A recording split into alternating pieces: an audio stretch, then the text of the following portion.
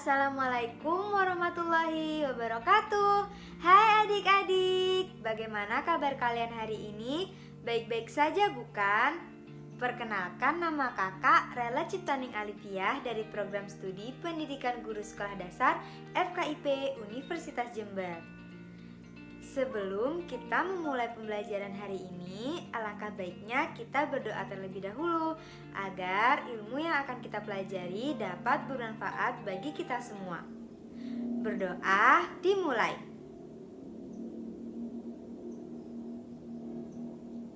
Berdoa selesai. Nah, adik-adik, hari ini kita akan belajar tema 2 yaitu udara bersih bagi kesehatan, subtema 1 cara tubuh mengelola udara bersih. Yang akan kita pelajari ada 2 mata pelajaran. Yang pertama bahasa Indonesia, yang kedua adalah IPA. Nah, adik-adik, untuk mata pelajaran bahasa Indonesia, kita akan belajar kalimat tanya. Dan untuk mata pelajaran IPA, kita akan belajar alat pernapasan pada hewan. Semangat adik-adik! Kalimat tanya.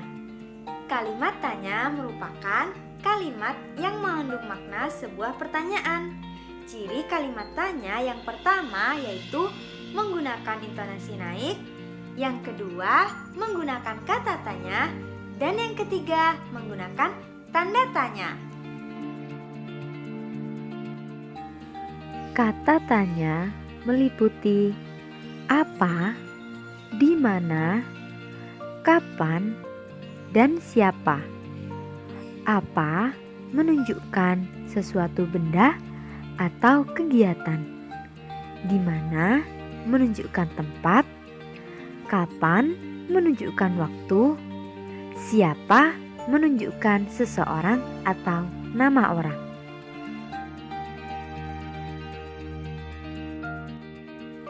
Nah, sesuai dengan yang ada di buku siswa, kakak mempunyai teks yang berjudul Dayu dan Ikan Hias. Nah, adik-adik baca teksnya, kemudian kerjakan tugas yang ada di buku siswa tentang kalimat tanya yang terdapat pada teks Dayu dan Ikan Hias. Nah, sekarang kita akan belajar alat pernapasan pada hewan. Nah, adik-adik, setiap makhluk hidup perlu bernafas. Tapi, apakah kalian tahu bagaimana cara hewan bernafas? Cacing tanah atau vermis. Cacing menggunakan kulit untuk bernafas. Kulit cacing selalu basah dan berlendir sehingga memudahkan cacing menyerap oksigen. Oleh karena itu, cacing hidup di tempat lembab untuk menjaga kulitnya agar tetap lembab. Kulit cacing yang tipis dapat mengikat oksigen. Oksigen yang diikat diedarkan oleh hemoglobin ke seluruh tubuh. Lalu zat sisa yang dikeluarkan berupa karbon dioksida yang dikeluarkan melalui kulit cacing. Serangga menggunakan trakea untuk bernafas. Trakea merupakan sistem pernafasan yang unik, seperti tabung yang memiliki banyak cabang. Percabangan trakea disebut trakeola. Oksigen masuk melalui pori-pori kecil di permukaan tubuh serangga yang disebut spirakel. Selanjutnya, oksigen diedarkan melalui pembuluh udara kecil, lalu sel-sel tubuh mengambil oksigen secara langsung. Hasil dari pembakaran ini yaitu karbon dioksida yang dibuang melalui lubang spirakel. Ikan atau Pisces. Ikan bernafas menggunakan insang. Ikan mengambil oksigen dengan mulutnya, lalu menggelembungkan insangnya. Insang terletak di bagian samping kepala. Untuk mendapatkan oksigen yang cukup, ikan menyaring oksigen yang ada di dalam air menggunakan insangnya, yaitu dengan cara menghirup air dan mengeluarkan air dengan insangnya. Amfibi. Katak merupakan hewan amfibi. Katak kecil atau kecebong bernafas menggunakan insang, sedangkan katak dewasa bernafas menggunakan paru-paru dan kulit. Kecebong bernafas menggunakan insang, sedangkan katak dewasa bernafas menggunakan paru-paru dan kulit. Paru-paru dalam katak dewasa terdapat banyak gelembung udara yang sangat kecil, berselaput dan penuh dengan kapiler darah. Kulit katak selalu basah agar memudahkan penyerapan oksigen dari udara. Alat pernafasan pada reptil.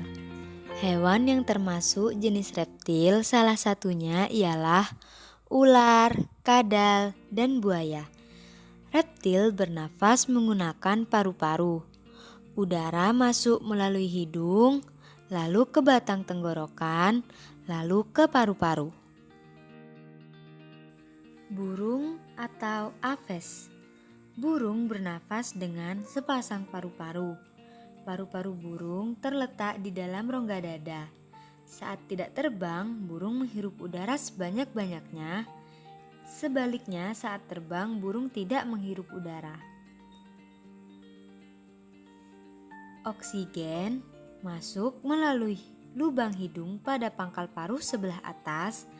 Kemudian udara masuk ke pembuluh udara yang disebut trakea. Dari trakea, udara sebagian masuk ke paru-paru dan sebagian lagi masuk ke kantong udara. Fungsi kantong udara. Pertama, sebagai tempat menyimpan udara. Yang kedua, kantong udara juga membantu burung saat terbang, membantu mencegah hilangnya panas tubuh yang terlalu besar dan memperkeras suara. Alat pernafasan pada mamalia. Mamalia adalah jenis hewan yang menyusui anaknya. Ada dua jenis mamalia, yaitu mamalia darat dan mamalia air. Mamalia darat misalnya kambing, sapi, kerbau, dan kuda. Sedangkan mamalia air misalnya paus, duyung, dan lumba-lumba. Alat pernafasan pada mamalia darat terdiri atas hidung, pangkal tenggorokan, batang tenggorokan, dan paru-paru. Pada mamalia air, hidungnya dilengkapi dengan katup. Saat mamalia tersebut menyelam, katup akan menutup. Sebaliknya, saat mamalia tersebut muncul ke permukaan air, katup akan terbuka. Saat itulah mamalia air tersebut akan menghirup oksigen serta mengeluarkan karbon dioksida dan uap air. Nah, adik-adik, hari ini kalian sudah belajar tentang alat pernafasan pada hewan dan kalimat tanya. Semoga ilmu yang sudah kalian dapat bermanfaat bagi kalian semua. Ingat, jangan lupa selalu pakai masker, rajin-rajinlah cuci tangan menggunakan sabun atau hand sanitizer, kemudian hindari kerumunan, dan jangan keluar rumah jika tidak ada kepentingan. Sehat-sehat selalu ya adik-adik, dan jangan lupa terus semangat belajar. Sekian materi dari kakak. Wassalamualaikum warahmatullahi wabarakatuh. Sampai jumpa lagi.